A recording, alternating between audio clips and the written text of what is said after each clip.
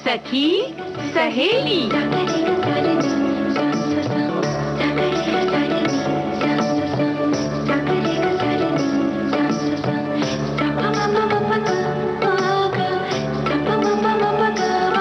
सखी सहेली।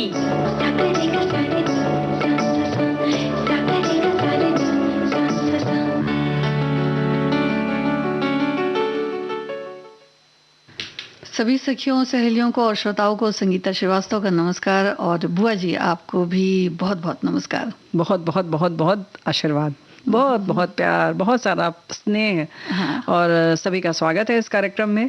जी हम आ गए हैं। हाँ हाँ बिल्कुल आ गए। अच्छा, तुम्हें दिखाई दिया? हाँ जी। चलो इस सफर में आगे चलते हैं। हाँ। सखी सहेली के इस मंच में हम याद करेंगे वो दिन जब हम भोजन पंगत पे करते थे, यानी पंगत में बैठ कर करते थे जमीन में। वो पत्तल, पुरवा, कसोरा, कुछ लोग सकोरा कहते हैं, कुछ लोग कुल्हड़ कहते हैं। तो ये सारी चीज़ों में जब हम खाते थे और कोई बड़े आग्रह से हमें खिलाता था, तो वो दिन याद करिए कि क्या यादें जुड़ी हैं आपकी। हाँ, और आज अंतर्राष्ट्रीय संग्रहालय दिवस है, और साथ ही साथ सफर सुहाना कैसे करें। तो बता दो कि घूमने कहाँ चलेंगे। हाँ जी, पर्यटन स्थल की आज बात करेंगे। पिथौरागढ़ चलेंगे घूमने। और अब चलते हैं सेहत की ओर। विश्व एड्स टीकाकरण दिवस है। तो भाई जो ये टीकाकरण दिवस है या टीका दिवस जिसे कहते हैं, ये बहुत महत्वपूर्ण है। हम सब जानते हैं कि विश्व एड्स दिवस हम 1 दिसंबर को मनाते हैं, निवारण दिवस कहना चाहिए बल्कि। हाँ। लेकिन जो विषाणु है उसका नाम है HIV। इससे एड्स होता है, जो शरीर में पहुंचकर मतलब जिसके शरीर में पहुंचता है उसे HIV पॉजिटिव बना देता है। और इसके प्रति जो है जागरूकता बढ़ाने के लिए हर साल 18 मई को विश्व एड्स टीकाकरण दिवस मनाया जाता है। और ये वायरस रोगी की रोग प्रतिरोधक क्षमता को बहुत कमजोर कर देता है ना। और टीकाकरण के माध्यम से इससे बचा जा सकता है। विश्व के साथ भारत में भी एड्स के उन्मूलन के लिए जो प्रयास हैं वो जारी हैं।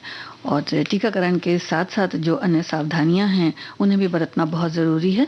खास करके बुआ जी जो संबंधों को लेकर सावधानियां हैं उन्हें बरतना बहुत ज़रूरी है। संबंधों को लेकर है, अगर आपसे कहीं से आपके शरीर में रक्त डाला जा रहा है या आपको ज़रूरत है तब भी ध्यान रखें। कोई वैसे तो अब लोग अस्पताल में ऐसा भी करते हैं कि सिरिंज जो होती है यानी जो सुई लगती है वो डिस्पोजेबल यानी एक बार जो इस्तेमाल की जाने वाली है वही इस्तेमाल की जाती है। लेकिन अगर कहीं आपको लगता है कि ये बार बार इस्तेमाल हो रही है या किसी और के इस्तेमाल की हुई आपको लगाई जा रही है तो आप न लगवाएं, है ना।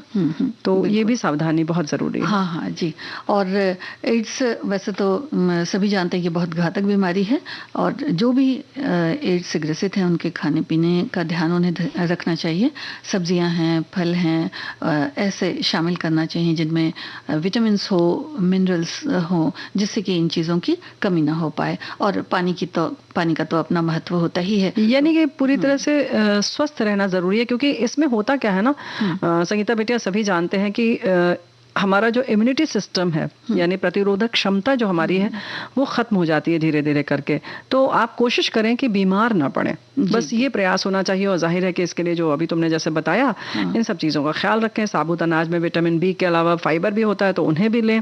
ऐसे ही हमारे शरीर को संतुलित भी रखता है, इसलिए बादाम है, वेजिटेबल ऑयल है, और इसी तरीके से ये सब जो है जिसमें हेल्दी फैट होते हैं वो लें।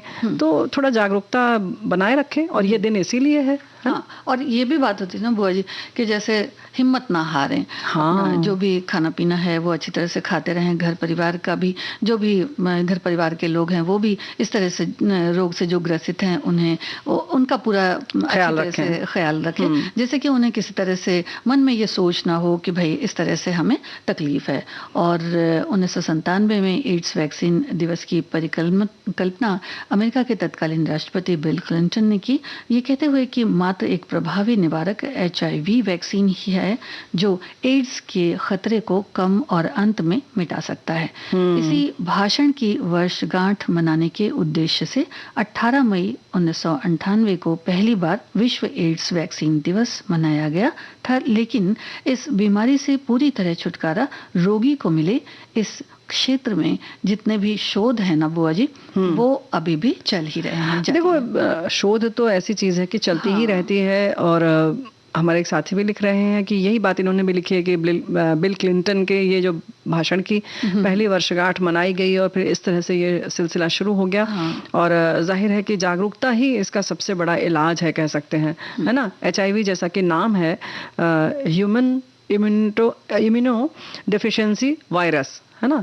तो हमारे शरीर में ये वायरस ऐसा है जो हमारी इम्यूनिटी को कम कर देता है, डेफिशिएंसी कर देता है। तो शरीर के वाइट ब्लड सेल्स, जो श्वेत रक्त कणिकाएं हैं, जो हैं कोशिकाएं हैं, उनको कम कर देता है और वही हमारे शरीर से में लड़ती हैं बीमारी से। तो हमारे शरीर में रहना उनका बहुत ज़रूरी है। जब ये कम हो जाती है तो जाहिर है कि दिक्कत हो जाती है। तो उसकी क्षमता को घटाना शुरू कर देता है, जिससे रोगी जो है बीमारी से लड़ने में धीरे धीरे असमर्थ हो जाता है और जाहिर है फिर लगता है कि जीवन खत्म हो रहा है। लेकिन अगर हम ये कोशिश करें कि बीमार न पड़े तो फिर तो कोई दिक्कत ही नहीं होगी ना। वैसे तो कोई की दिक्कत इसमें होती नहीं है। हाँ, तो सतर्क रहें, सावधान रहें, तो वही बहुत जरूरी है। और कुछ कुछ लक्षण होते हैं बुआ जी, जैसे मुंह में कुछ सफेद चकत्तेदार धब्बे हो जाते हैं, थकान जरूरत से ज्यादा होती है, या जो वजन होता है शरीर का वो जरूरत से ज्यादा तेजी से, ऐसा कहते हैं कि गिरता है, तेज बुखार आता है और पसीना बहुत ज्यादा निकलता है। तो ये सब एक तरह से कह सकते हैं कि जो लक्षण हैं वो कमजोरी के ही लक्षण हैं। हाँ बिल्कुल, मतलब एक बात और है कि अगर आप बीमार पड़ गए, चाहे वो डायरिया ही हो गया, वो ठीक नहीं हो रहा है, तो आप एक बार थोड़ा सजग हो जाइए, सचेत हो जाइए कि ये बीमारी तो नहीं है या ये संक्रमण तो नहीं हो गया है ना। तो यही हमारे साथी लिख रहे हैं। एड्स वैक्सीन डे, जिसे HIV वैक्सीन जागरूकता दिवस के रूप में भी जाना जाता है, प्रतिवर्ष 18 मई को मनाया जाता है। फिर इन्होंने भी वही बताया है कि ये घटना एक वैक्सीन की तत्काल आवश्यकता पर प्रकाश डालती है, जो मानव इम्यूनो डेफिशिएंसी वायरस से एक्वायर्ड इम्यूनो डेफिशिएंसी सिंड्रोम यानी एड्स को रोक सकती है। ये दिन अनगिनत स्वास्थ्य पेशेवरों, वैज्ञानिकों, समुदाय के सदस्यों और स्वयं सेवकों को भी सम्मानित करता है, जो एड्स के टीके को विकसित करने में मदद कर रहे हैं। और इसके साथ ही बुआ जी, जैसे कुछ एक लक्षण भी होता है, जैसे बार बार अगर बुखार आता हो, मतलब ठीक ना हो, कोई भी बीमारी हो जाए, कुछ काम करने में बहुत ज्यादा थकान हो रही हो, पसीना हो, मतलब जो दिन भर की जो ताकत होती है वो उस तरह से वो ताकत अगर न लग रही हो, तो इसके प्रति भी थोड़ा सा सजग रहें। हाँ, मतलब ताकत तो जाती सभी की है, लेकिन हम फिर से ऊर्जावान हो जाते हैं, ताकत आ जाती है। लेकिन जब वो ताकत न आए लौट कर, तो आप थोड़ा सजग हो जाइए, है ना। और अब एक गीत सुन ले।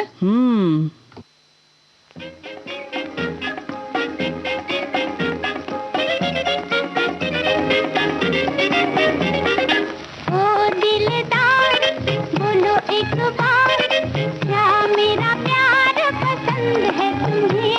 ओ गोरी सुकुमार हमारी सरकार, बड़ा तेरा प्यार पसंद है हमें।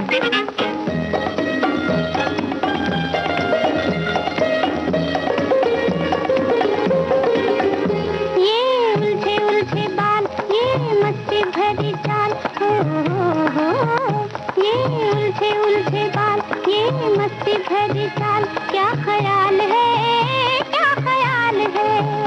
तेरी हर चाल ढाल गोरी जादू रही डाल, हो कमाल है, हो कमाल है। पिया देख लो जवानी का सुहाना ये सिंगार। ओ दिलदार बोलो एक बार, क्या मेरा प्यार पसंद है तुम्हें? ओ गोरी सुकुमार हमारी सरकार, बड़ा तेरा प्यार पसंद है हमें।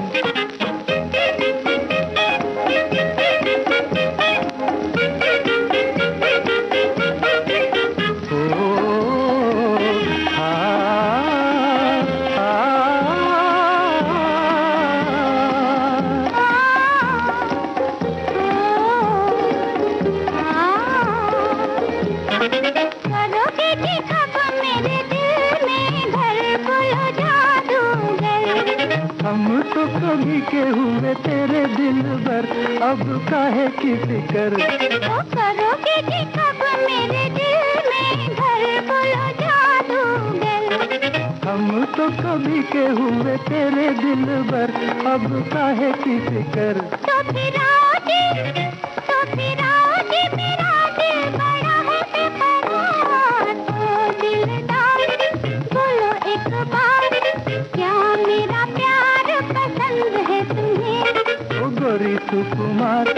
हमारी सरकार, बड़ा तेरा प्यार पसंद है हमें।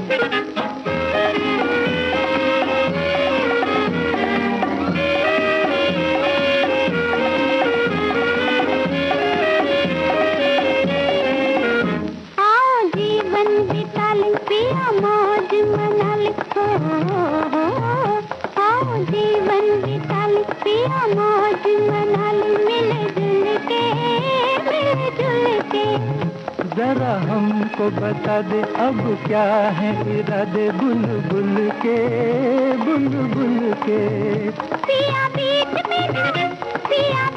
में ना कोई हो हमारी दीवार, ओ दिलदार बोलो एक बार, क्या मेरा प्यार पसंद है तुम्हें?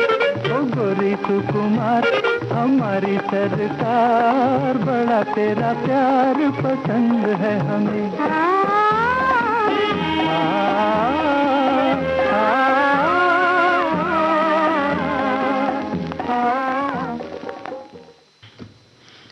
बुआ जी, हमारे एक श्रोता ने लिखा है कि म्यूजियम में कदम रखते ही हम एक दूसरी ही दुनिया में पहुंच जाते हैं। ऐसा लगता है कि हम टाइम मशीन की मदद से कई हजार साल पीछे चले गए हैं और अपने इतिहास को टटोल रहे हैं।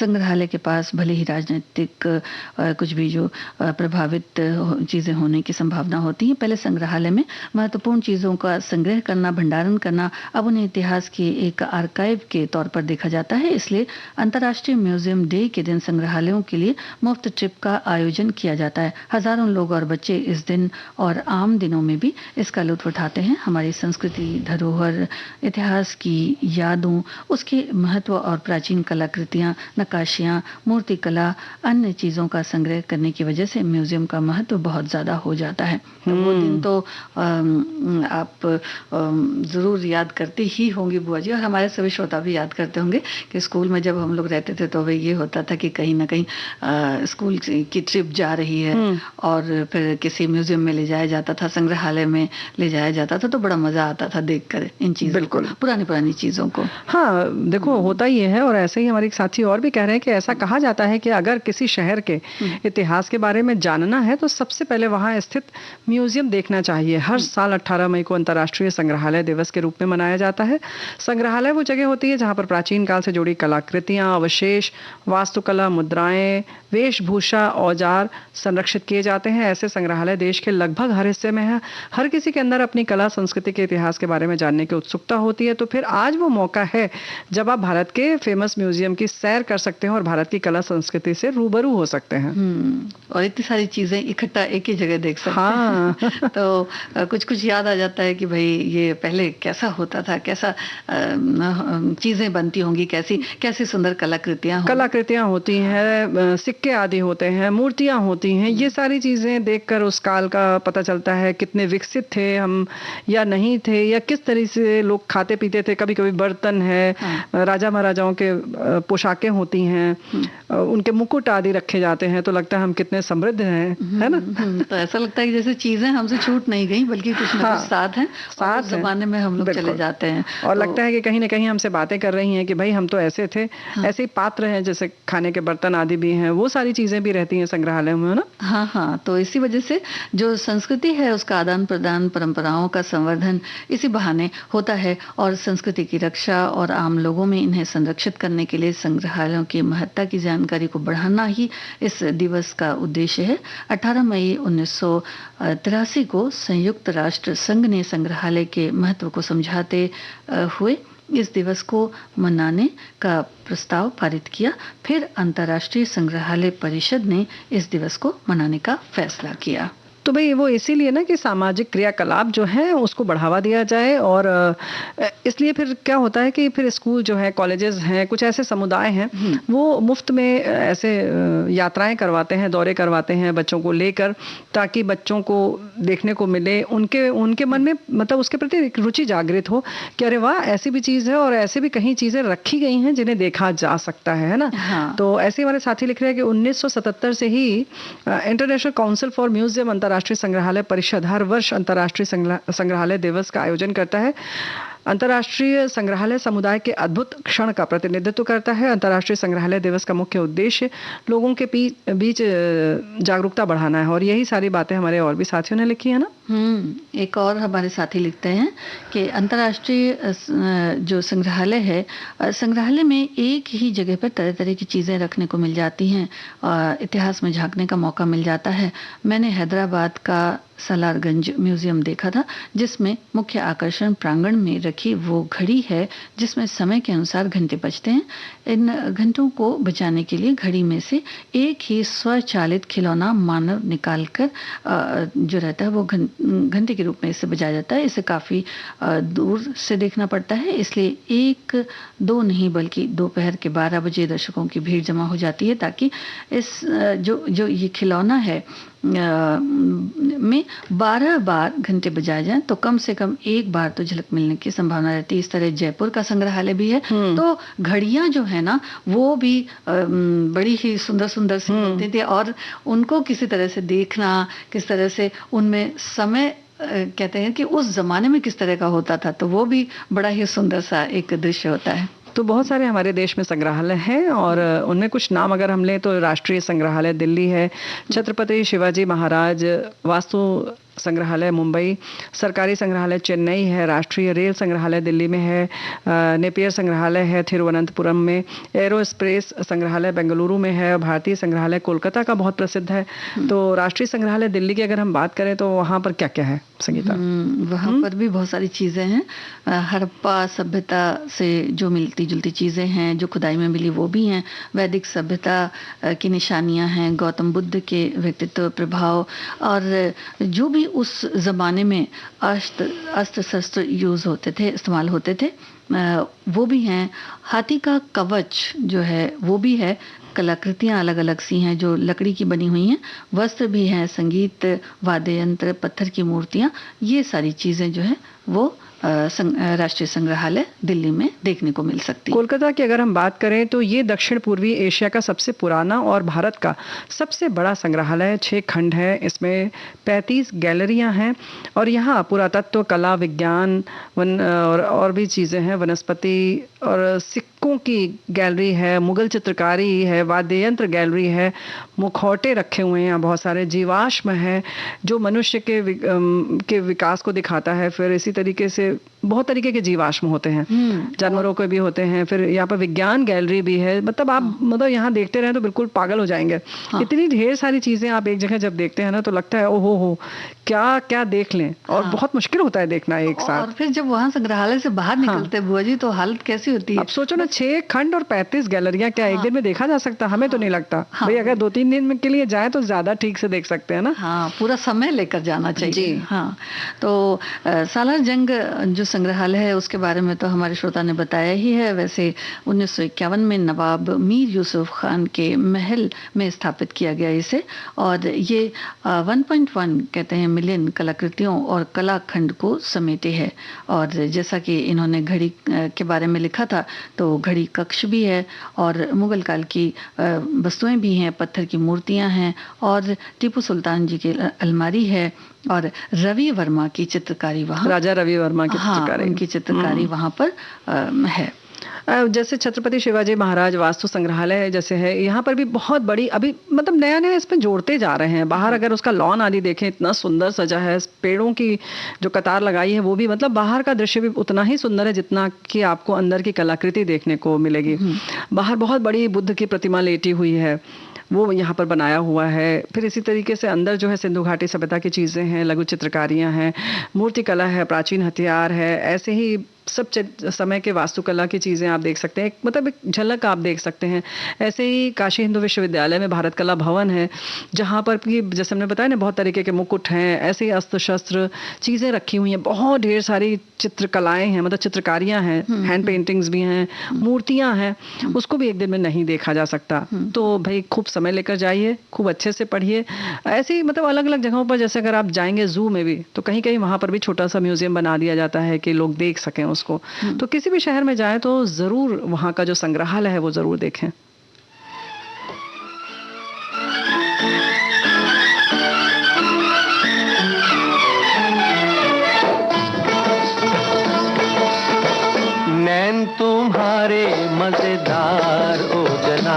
आली, नैन तुम्हारे मजेदार ओ जनाबे आली। हमको तुमसे है प्यार ओ जनाबे आली, हमको तुमसे है प्यार ओ जनाबे आली। नैन तुम्हारे मजेदार ओ जनाबे आली।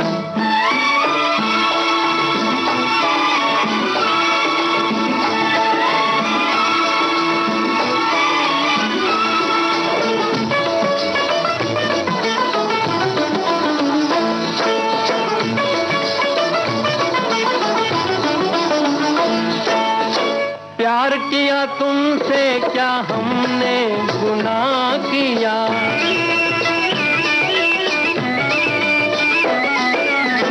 प्यार किया तुमसे क्या हमने गुनाह किया। आपके इशारों पे खुद को तबाह किया, बनते हैं हम ही गुनहगार ओ जनाबे आली। नैन तुम्हारे मजेदार ओ जनाबे आली। हमको तुमसे है प्यार ओ जनाबे आली।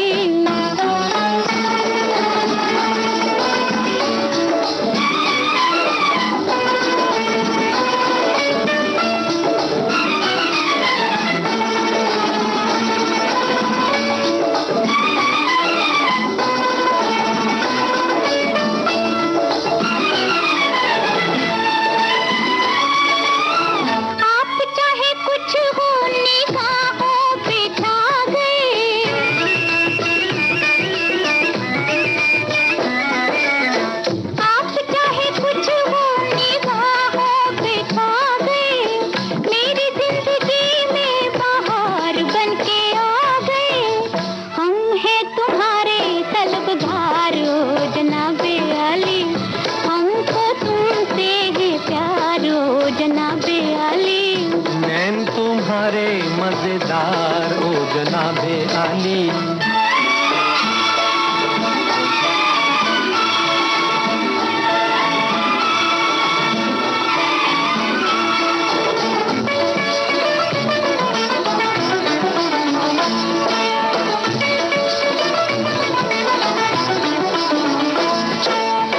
राह में पड़े हैं हुजूर के गुलाम हैं,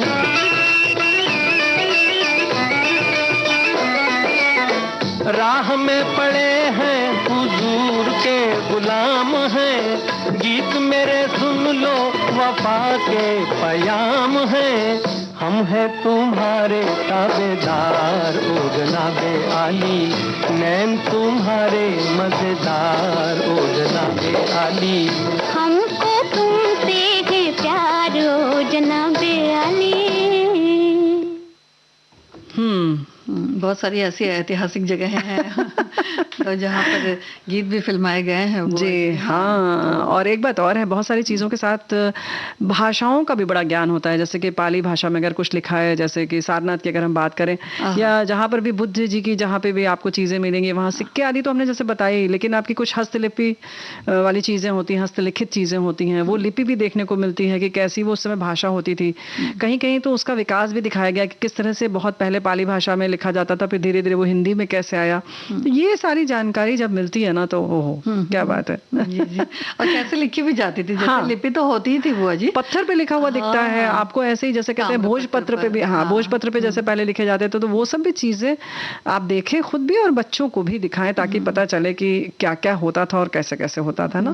जो खिलौने बनते थे, वो गाड़ियां थी वो मिट्टी की और उसमें लकड़ी का पहिया, तो बड़ा ही मतलब संग्रहालय अपने आप में कहें तो एक पूरा इतिहास समेटे हुए है। और उसको देख करके ऐसा लगता है ना बुआ जी कि जैसे समय कहीं, लोग कहते हैं कि आगे बढ़ता जाता है, आगे बढ़ता जाता है, लेकिन कहीं ना कहीं वो थम सा जाता है। एक बार हम फिर उसी तरफ चलते हैं, तो चलिए अब चलते हैं बुआ जी। अब चलने का समय हो गया बुआ जी, तैयार कहाँ चलते हैं ना? समय खत्म? नहीं फिर ना है, अभी पिथौरागढ़ चलना। अच्छा हाँ, पिथौरागढ़ ना, ये कहाँ पर है भाई? बिल्कुल, तो ये बिल्कुल समय निकाल के, क्योंकि हमारे एक साथी लिख रहे हैं कहीं और भी है। तुम उत्तराखंड की बात कर रही हो? खैर चलो पहले ये बता दो। पिथौरा है। अच्छा, चित्रकला है। जी हाँ, तो ये हम पिथौरागढ़ की बात कर रहे हैं। उत्तराखंड में स्थित खूबसूरत प्राकृतिक शहर है। इसे लिटिल कश्मीर भी कहते हैं, यानी छोटा कश्मीर। और नेपाल और तिब्बत के बीच स्थित पिथौरागढ़ सुंदर घाटियों के बीच स्थित है। यहाँ बर्फ से ढकी चोटियां, झरने, हिमनद और प्राकृतिक छटाएं मन को मोह लेती हैं। पाल वंश के समय ये क्षेत्र विकसित किया गया। बाद में इसे चंद वंश के राजा पिथौर चंद द्वारा बसाया गया। प्राचीन नाम सोर घाटी था, मतलब सरोवर, पिथौरागढ़ का।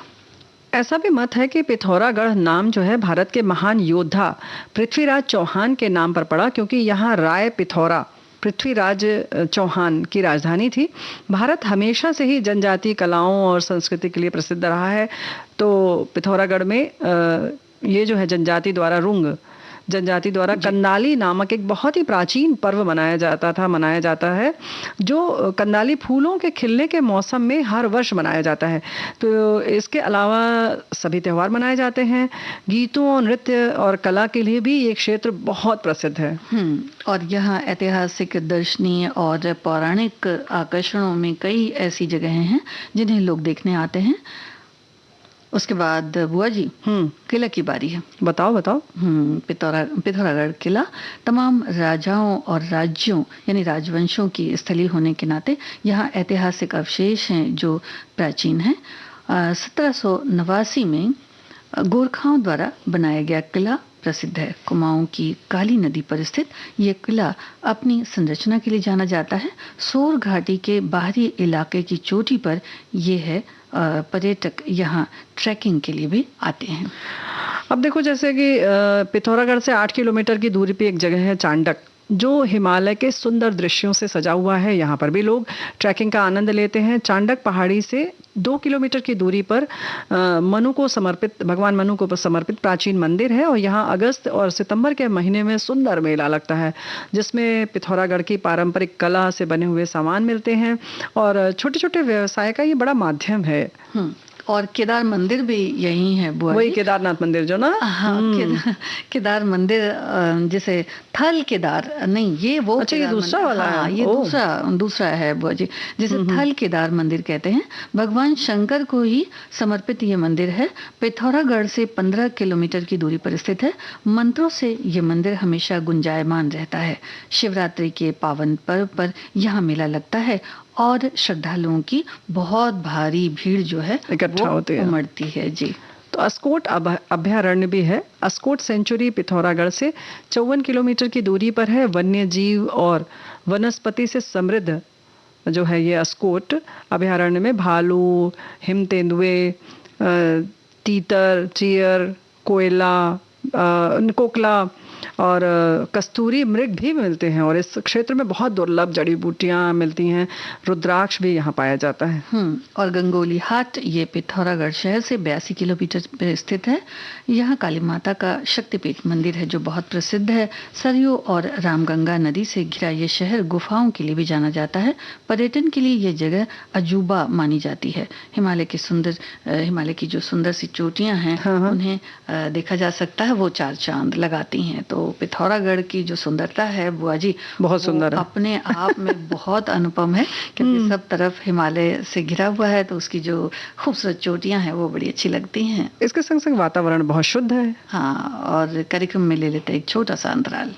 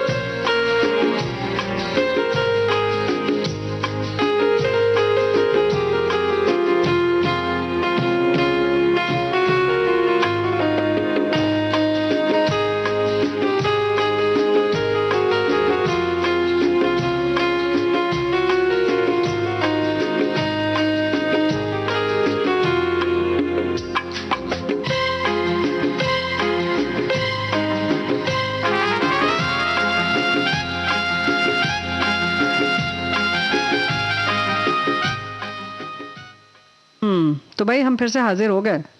आगे चलेंगे कि कुछ थक गई हो तुम? हाँ, गीत सुन लेते। हाँ, थक गई हो तो बताओ ना, सीधे सीधे थक गई हो। चलो ठीक है, थोड़ा आराम कर लेते हैं, गाना सुनते हैं, फिर आगे बढ़ेंगे।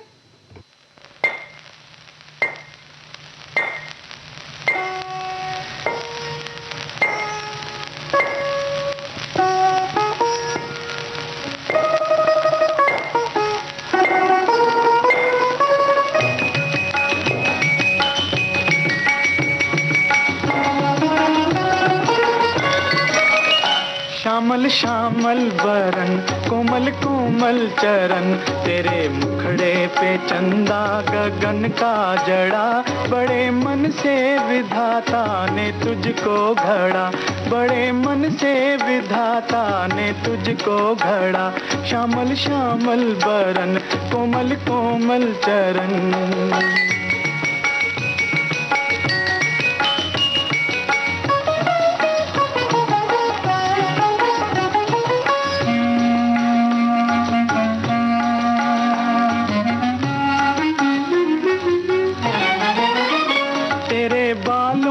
सिमटी सावन की घटा,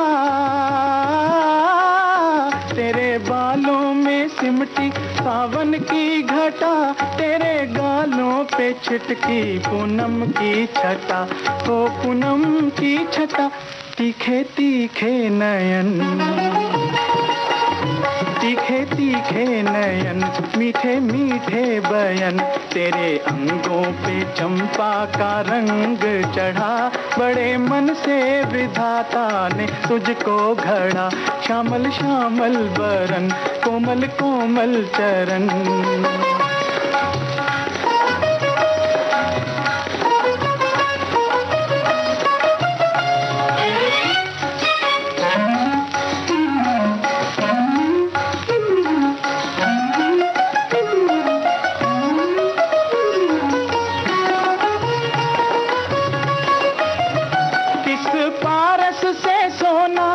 टकरा गया तुझे रच कर चितेरा भी चकरा गया, किस पारस से सोना ये टकरा गया, तुझे रच कर चितेरा भी चकरा गया, हो चकरा गया।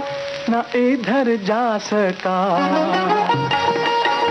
ना इधर जा सका, ना उधर जा सका, रह गया देखता वो खड़ा ही खड़ा, बड़े मन से विधाता ने तुझको घड़ा, बड़े मन से विधाता ने तुझको घड़ा।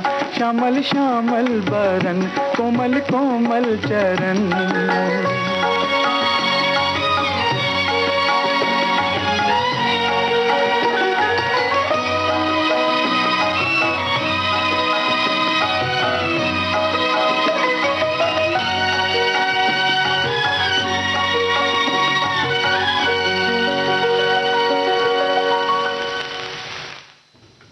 तो ठीक है, अब तुम्हें आराम मिल गया है? अभी भी आवाज नहीं निकल रही तुम्हारे मुंह से। बुआ जी, हाँ। इस गीत में इतना इतना अच्छा लगता है कि जैसे वो देखिए आवाज जो आती है, जैसे पत्थर को तराशते हैं, है ना, तो संग्रहालय में भी कुछ इसी तरह से वहीं ले गया फिर। अरे निकल आके तुम अभी पिथौरागढ़ में नहीं घूम रही हो? हाँ, पिथौरागढ़ से ही लाते होंगे, बड़े खूबसूरत खूबसूरत शायद चट्टाने पत्थर उन्हीं से उकेरा जाता है। हाँ, तो यहाँ का अभ्यारण्य तुमको हमने घुमाया, फिर हाट घुमाई, अभी तुम वहीं पर हो। चलो निकल आओ, मनुष्यारी चलते हैं। ये जगह जो है ना, पर्वतीय क्षेत्र पंचाचूली पर्वत की चोटियों के कारण प्रसिद्ध है, और ये पिथौरागढ़ से करीब 127 किलोमीटर की दूरी पर स्थित है। इस क्षेत्र में सुंदर फूलों की घाटियां हैं, झील है, प्राकृतिक सौंदर्य की शोभा तो भाई अद्भुत है। मनुष्यारी गांव को गोरी नदी का उद्गम स्थल भी माना जाता है। ऐतिहासिक महत्व के साथ साथ इसका धार्मिक महत्व भी बहुत है। और स्थल ध्वज मंदिर भी है। ये प्रदेश पौराणिक कथाओं से जुड़ा हुआ है। माना जाता है कि भगवान शिव ने यहाँ कई वर्षों तक निवास किया, इसलिए इस मंदिर का नाम ध्वज मंदिर रखा गया है। भगवान शिव माँ जयंती की पूजा यहाँ स्थानीय लोग करते हैं, और बर्फ से ढकी सुंदर यहाँ जो पर्वतमालाएं हैं वो इस स्थल को, यानी इस मंदिर के जो चारों तरफ का जो वातावरण है उसको और भी सुंदर बनाती हैं। क्या बात है। कपिलेश्वर गुफा है। ये मंदिर भगवान भोलेनाथ का जगह है और बर्फ़ से ढकी चोटियाँ भी यहाँ पर दिखाई देती हैं। और कपिलेश्वर गुफा जो है मंदिर जिसको कहते हैं, पिथौरागढ़ से 3 किलोमीटर की दूरी पर है। और कुछ आश्रम भी हैं यहाँ पर, है ना? नारायण आश्रम कुमाऊं क्षेत्र पिथौरागढ़ में है। ये आश्रम जहाँ श्रद्धालु रुकते हैं। प्राकृतिक शोभा, सुंदर फूल, यहाँ के आकर्षक पंछी और वादियाँ इस स्थान को मनोरम बनाती हैं। एक पुस्तकालय और ध्यान कक्ष भी यहाँ पर है। और यहाँ पर प्राचीन खंडहर भी है, कई प्राचीन मंदिर भी है, लेकिन डीडी हाट खंडहर भी है जो भी देखने लायक है, पता है। और पिथौरागढ़ में यहाँ के स्थानीय निवासी पारंपरिक जो पकवान होते हैं ना बुआ जी, वो यहाँ के बहुत प्रसिद्ध हैं। तो फिंगर मिल्ट कुछ एक पकवान है, गेहूं और मंडुआ के आटे में दाल भरकर बनाते हैं किसी तरह से, और बड़ी खास जो चटनी होती है अलग सी, उसे बनाकर इसके साथ में परोसते हैं। तो भाई देखो, अप्रैल से लेकर जून के महीने तक आप यहाँ जा सकते हैं। बहुत सुंदर मौसम रहता है, ट्रैकिंग कर सकते हैं। देहरादून और पंतनगर से जा सकते हैं क्योंकि वहाँ पर हवाई अड्डा है। टैक्सी भी मिल जाती है, रेल मार्ग से भी जा सकते हैं। यहाँ पर निकटतम जो है वो है Tanakpur railway station. Taxi bus मिलती है और निजी वाहन से भी जा सकते हैं। तो भाई आप जाएं ज़रूर। और वैसे हमारे साथी ने लिखा है ये कि छत्तीसगढ़ में भी पिथौरागढ़ है। आप वहीं की बातें कर रहे हैं, वैसे उत्तराखंड में भी है जिसे छोटा कश्मीर भी कहते हैं। हम विद्यार्थियों को ट्रैकिंग के लिए लेकर गए थे 2018 में। घाटियाँ, झरने, बहुत मज़ा आया। कैलाश मानसरोवर की यात्रा का रास्ता वहाँ के रहवासियों ने बताया था।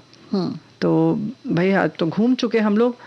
फिर तुम थक गई होगी, फिर कहोगी गीत सुना दीजिए। वैसे गीत से वैसे थकान हट जाती है ना। हाँ, सुना रहे हैं, चलो।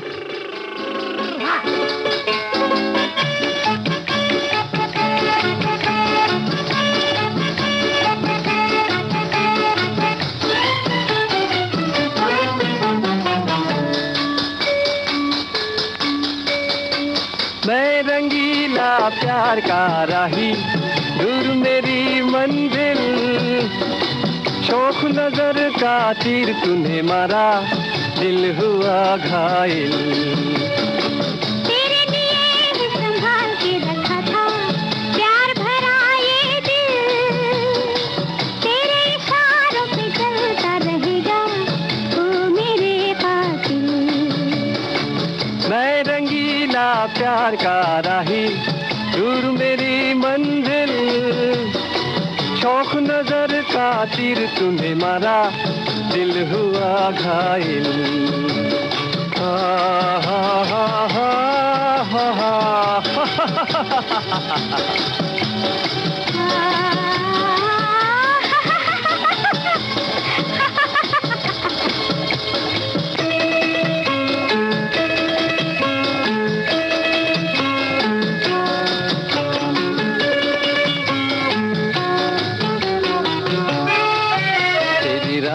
पर जो मैं रुक गया, मुझे रही न अपनी खबर।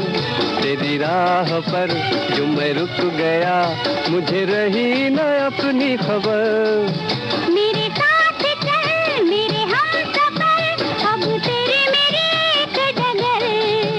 मेरे साथ चल मेरे हमसफर, अब तेरी मेरी एक डगर। अब तेरी मेरी एक डगर। मैं रंगीला प्यार का राही, दूर मेरी मंजिल, शौक नजर का तीर तुम्हें मारा, दिल हुआ घायल।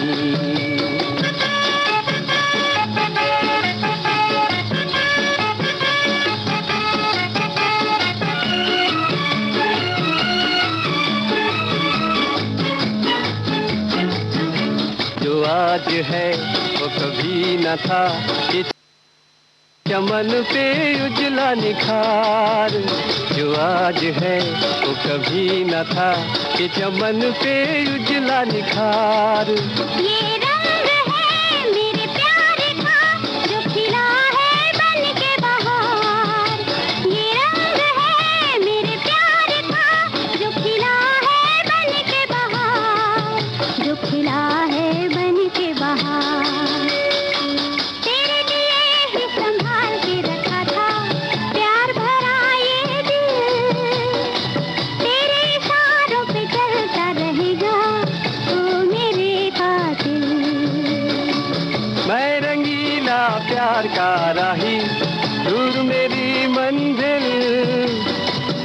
शौक नजर का तीर तुम्हें मारा, दिल हुआ घायल।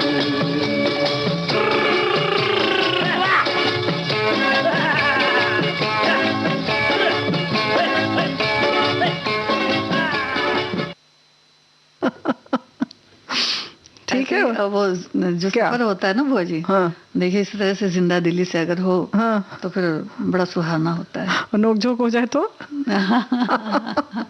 एक गीत सुना दो, थको एक गीत सुना दो बस।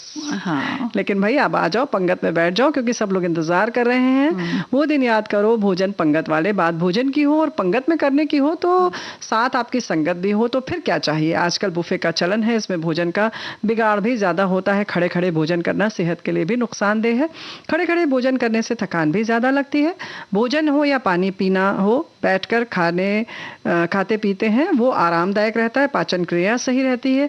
किसी खास प्रसंग या शादी ब्याह में पंगत में परोसने वाले की भूमिका बड़ी सराहनीय होती है। स्फूर्ति से परोसने वालों का खास चयन किया जाता था। जो सही बात है। फटाफट एकदम परसे, या मतलब बहुत लगन से करें काम ना, तो अच्छा लगता है। हाँ, घर के लोग भी रहते थे ना बुआ जी, उसमें सब मिले हुए घर ही के लोग करते थे। हाँ, मतलब साथी भी जिन्हें अच्छा लगता है भाई तो देखो ऐसा ना, जितने पहले मित्र भी होते थे उनको सबको घर का ही कहा जाता था। हाँ ये तो है। हाँ, बहुत मधुरता होती थी जी। हमारे एक और श्रोता ने लिखा है कि जब पंगत में बैठा कर पहले धुले पत्तल दिए जाते थे, आदर से बैठाया जाता था, उसके बाद पानी दिया जाता था, मिठाइयाँ परोसी जाती थी, फिर सब्जी और सबसे अंत में पूरियाँ और फिर जो भी दूसरे खाद्य पदार्थ थे। फिर हाथ जोड़कर अपने मेहमानों से विनती किया जाता था कि आप भोजन शुरू करें। पूरी की कटोरियाँ, सब्जियों की कटोरदान मनोहार करके पूछते थे और खिलाते थे, और बहुधा तो नाना करने पर भी आपके पत्तल में मिठाई और पूरियां दे जाते थे। थोड़ा और खाइए। ये हमारा संस्कार था, हमारी संस्कृति परंपरा थी। अब ये लुप्त प्राय है। खाना टेबल पर सजा है, लाइन में लगिए, प्लेट उठाइए, आपको जो खाना है खाइए, खाने के बाद में मेजबान का शुक्रिया अदा कीजिए। तो भाई देखो ऐसा है, इसीलिए हमारे एक साथी और लिख रहे हैं कि भोजन पत्तल वाले आज का स्नेह भोजन, इसे स्नेह भोजन भी कहते थे। आजकल जिस तरह शादी में फैशनेबल दिखने की होड़ लगी है, उसी तरह स्नेह भोज एक दिखावा मात्र रह गया है। 50 साल पहले आदर से बिठाकर पत्तल दोने में प्रेम से मनुहार करके पकवान खिलाए जाते थे, और अब तो जैसे किसी अच्छे रेस्टोरेंट में खाना खाकर अपनी और सामने वाले की हैसियत के हिसाब से दिया जाता है लिफाफा। पहले शगुन भरी जाती थी, उस समय चलन में होता था 2, 5, 11, 21, बस पूरा परिवार जिमने जाता था, बड़ा मजा आता था। फिर इन्होंने अपने शहर की बात ली कि इंदौर में नमकीन पसंद जिरावन की डिब्बी और स्टील के ग्लास रुमाल में बांधकर माँ हम बच्चों को पकड़ा देती। पिताजी हिदायत देते, पूरी कम खाना, मिठाई खाना। आजकल दाल चावल बनते हैं, पहले कभी भी किसी के यहाँ नहीं बनते थे। जिसकी जैसी हैसियत होती थी वैसा खाना बनवाता, ये भी शुद्ध घी और तेल का। मीठी नुक्ती और नमकीन सेव को मिलाकर खाने का मजा ही कुछ था। ये बात तो बिल्कुल सही है। और मजेदार बताता हूँ, शादी हुई कस्बे में जहाँ हाथ भर घूंघट करना पड़ता था, धर्मशाला में आयोजित समारोह में घाघरा ओढ़नी जिसे कहते हैं, इन्होंने लिखा है लुगड़ा जिसे कहते हैं, पहनकर जाते थे घर के बड़े छोटे सब। मजा तब आता था जब हाथ से घूंघट को उठाकर खाना खाने में, है ना। और सेव तो खा ही नहीं पाते थे, और ना ही केरी की लौंजी, और खाने में दोना उठाकर रायता नहीं पी पाते थे। आधे भूखे घर आते थे लेकिन कुछ कह नहीं पाते थे। ओहो, एक वो समय था हर एक तरह से शुद्ध। आज सब कुछ बदल गया है। आए खाएं देवें बस। अब सिर्फ वो बातें याद करके मजा लेते हैं और परिवार और मित्रों के साथ हंसने के संदर्भ ढूंढ लेते हैं। आप भी कल्पना करके मुस्कुरा सकते हैं। हाँ, तो कितनी अच्छी बात है ना। हाँ, बहुत प्यारी। और हाँ जी, बहुत प्यारी बात लिखी है। और बुआ जी ये भी तो होता था कि जैसे अब के समय में ऐसा हो गया कि भाई थोड़ी थोड़ी सी बात पर जो कहते हैं ना कि बुला करके दावतें होती हैं वो ज्यादा हैं, लेकिन पहले के समय में तो ऐसा बिल्कुल नहीं होता था। कम दावतें होती थी लेकिन उसमें मजा बहुत आता था। एक हमारे श्रोता ने लिखा है कि पंगत में खाना खिलाने वाले मेजबान और मेहमान दोनों को आत्मीय सुख मिलता था, करीबी बढ़ती थी पास के खाने वाले से। मनोहार आग्रह, रिश्तेदारियों की ठिठोली मजाक अलग ही आनंद था। और फर्नीचर, टेबल कुर्सी, दिखावे की चीज़ें भी नगण्य हुआ करती थी। भोजन भी जूते उतार कर हाथ पांव धोकर करना होता था। कई बार तो अपनी थाली, लोटा, ग्लास पंगत में जाते वक्त अपने स्वतः ही ले जाना होता था। कई बार लौटते में पंगतिये उसे उसी लोटे या ग्लास में मिठाई भरकर घर भी ले। तो ये भी बड़ा मजेदार वाकया होता था। यही हमारे साथी कह रहे हैं, वो दिन याद करो। मुझे पंगत में दरी पर बैठकर भोजन खाते हुए वो प्लास्टिक के ग्लास याद आ गए, रंग बिरंगे, जिनमें खाना खाते समय टाइम जो है पानी भरने के बाद तेल तैरता दिखाई देता था, और वो रंग बिरंगी टेंट, रेड कलर वाला स्टार बना हुआ जो होता था ना, लाल रंग का, वाकई सफेद लाल और कहीं कहीं नीला उसमें लगा रहता था। वाकई लाइटें जलती थी, कहीं कभी बुझ जाती थी। नहीं, वो ये टेंट की बात कर रहे हैं जिसका जो रंग होता था, जिसमें स्टार बना रहता था, तिकोना तिकोना, वो एक ही तरीके का आता था। बाद में कुछ मतलब पेड़ वेड़ बने हुए भी आने लगे, नहीं तो पहले तो उसमें थोड़ा मोटा कपड़ा रहता था, उसके ऊपर पैचवर्क जैसे बने रहते थे बड़े बड़े। तो वाकई ये लिख रहे हैं कि स्टार बना होता था रेड कलर का, और बहुत बहुत पुरानी यादें ताज़ा कर दी आपने, ये लिख रहे हैं। ये बात बिल्कुल सही है। और आपने तो प्लास्टिक की बात की, हम तो और पुराने ज़माने की बात कर रहे हैं, जहाँ मिट्टी के जो पात्र होते थे उसमें पानी और हम लोग सब्जी खाते थे, है ना? हाँ बिल्कुल, प्लास्टिक तो अब चल गया है जी। कि हाँ, अभी एक हमारे और श्रोता ने लिखा है बुआ जी कि विवाह या अन्य समारोह को भोजन बैठकर भोजन करना, पत्तल दोने जो पेड़ पत्ते के बनते थे, हमारे जोधपुर शहर, हमारे परिवार में आज भी कोई जो समारोह होते हैं उनमें बैठकर भोजन का लुत्फ ले रहे हैं कई लोग। पहले भोजन के बाद भी 20 मिठाइयों के पीस खा जाते थे, बहुत शरारतें करते, बहुत ज्यादा भोजन कर जाते थे। बुआ जी आपके लिए तो ये बात बिल्कुल सही है, ऐसे ही होता था। तो एक और साथी लिख रहे हैं कि जैसे ही पंगत की तैयारी होती थी, पट्टियां बिछाने लगते हैं, पहले से ही अपनी जगह तय करने के लिए जल्दी जल्दी दौड़कर आना, तुम यहाँ बैठो मैं यहाँ बैठा हूँ, बच्चों की ये आवाज़ें, अपने अपने रुमाल से पत्तलों को पोंछना, कटोरियों को जमाना और इंतज़ार करना खाना आने का। पूड़ी पूड़ी पूड़ी, सब्जी सब्जी सब्जी, सेव बूंदी, दाल चावल की आवाज़ें चारों तरफ से आती रहती हैं। बाजू वाले की थाली में क्या नहीं है इसका भी ध्यान रखते थे, और परोसने वाले को आवाज़ देकर बुलाते थे, इन्हें ये दे दो। प्यार भरा वातावरण, अधिक से अधिक प्रेम से खिलाने की भावनाएं सभी के चेहरे पर झलकती थीं। अब वो समय धीरे धीरे खत्म हो गया है सुविधाओं के अनुसार। गांव में भी अब पंगत प्रथा कम हो गई है। तो एक गीत सुनते हैं, फिर आगे और भी हमारे साथियों की जो यादें हैं ताज़ा करते हैं।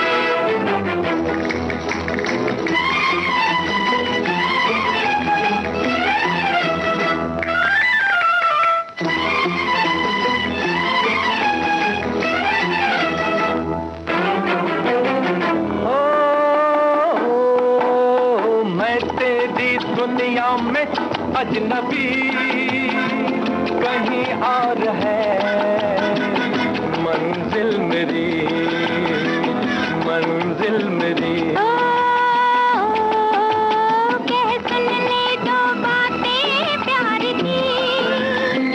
दुनिया तेरी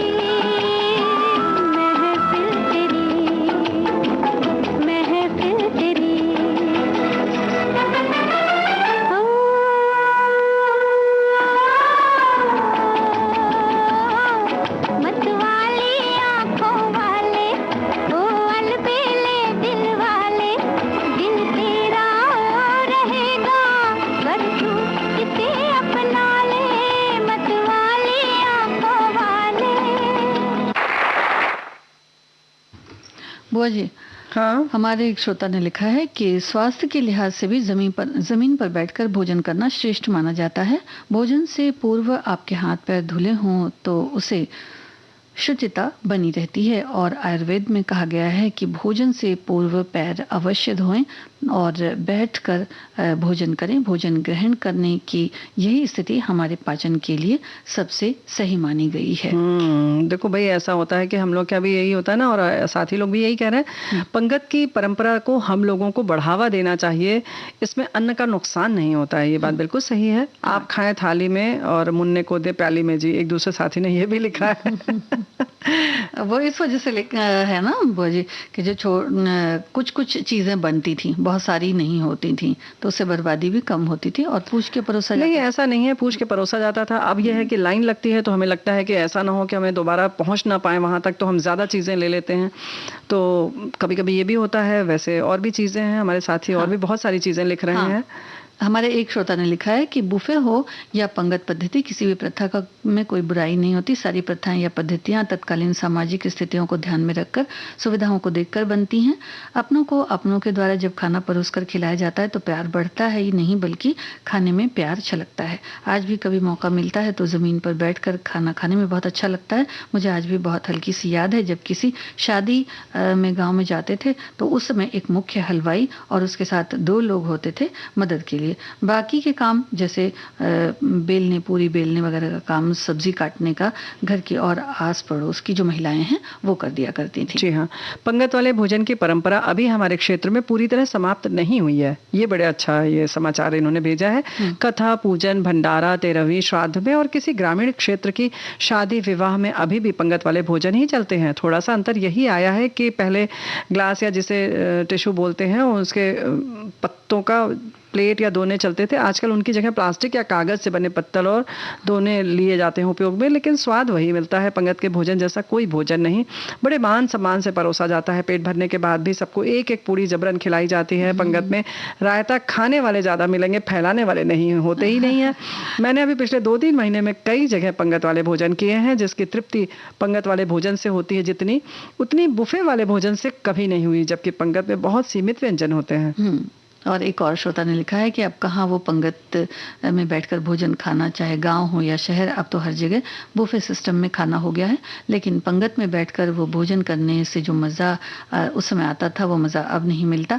पहले पंगत में बैठे आदमी को पत्तल और दोने के साथ ग्लास दिया जाता था। एक तरफ से सब्जी और दूसरी तरफ से पूरी, लड्डू और रायता दिया जाता था। जब रायते वाला 200 चक्कर लगाता था तो उसे देखकर रायते को जल्दी ख़त्म करना और दोबारा से रायते को लेना, ऐसा देखने में ज़रूर आता था। अब कहाँ वो दिन। अब तो सभी की दिनचर्या और भागदौड़ भरी जिंदगी में चाहे थोड़ा सा ही सही रायते की बात इन्होंने की है। रायता फैला हुआ है ना?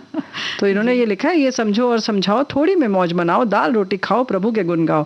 तो ये बात बिल्कुल सही है। और ये बात के बारे में सभी यही कह रहे हैं कि पंगत मतलब नीचे बैठना, जमीन पर एक लाइन में सभी साथियों के साथ भोजन करना। जो साथ लाइन में बैठे हैं बड़ा व्यवस्थित होता था, भोजन पूछ लिया जाता था, सामने खाने पीने का, और उसमें भोजन व्यर्थ हो जाने की संभावना कम होती थी। सेल्फ सर्विस में यदि भोजन व्यक्ति अपनी थाली में अधिक ले लेता है, फिर नहीं खा पाता, तो भोजन व्यर्थ हो जाता है।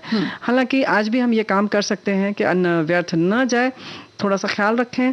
और अगर आपने बुफे की व्यवस्था की है तो घर वाले जो है मेजबान, वो आग्रह कर सकते हैं मेहमानों से, ये निवेदन कर सकते हैं कि आइए खाइए। अब तो खड़े होकर सिर्फ कहना ही है और देख लेना है कि आपको कुछ चाहिए क्या, थोड़ा व्यवस्था कर दीजिए, इसमें क्या गुनाह है। हमें लगता है कि इस परंपरा को, जो चीज़ अच्छी लगती है दिल को, उसको अभी भी इस बुफे सिस्टम में भी हम अपना सकते हैं।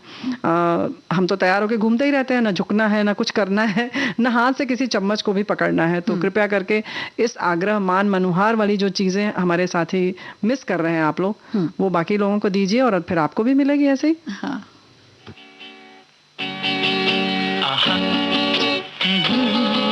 ला ला ला ला ला, ला ला ला ला ला। धड़कने लगी दिल के तारों की दुनिया, धड़कने लगी दिल के तारों की दुनिया। जो तुम मुस्कुरा दो, जो तुम मुस्कुरा दो, बेकरारों की दुनिया संवर जाए हम, बेकरारों की दुनिया जो तुम मुस्कुरा दो, जो तुम मुस्कुरा दो। आहा, ला ला ला ला ला, आहा, ला ला ला ला ला।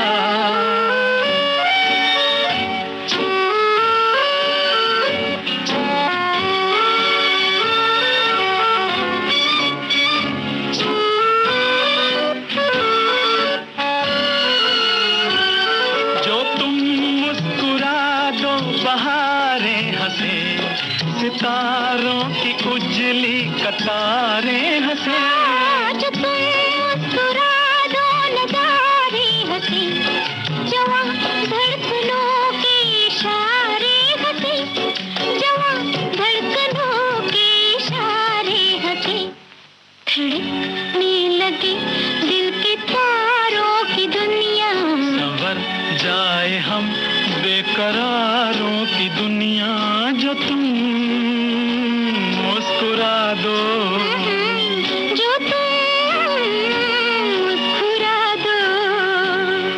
आहा, ला ला ला ला ला, आहा, ला ला ला ला ला। मुस्कुराइए और विदा लीजिए अब, है ना। तो सभी को संगीता श्रीवास्तव और प्यारे बुआ का नमस्कार। नमस्कार।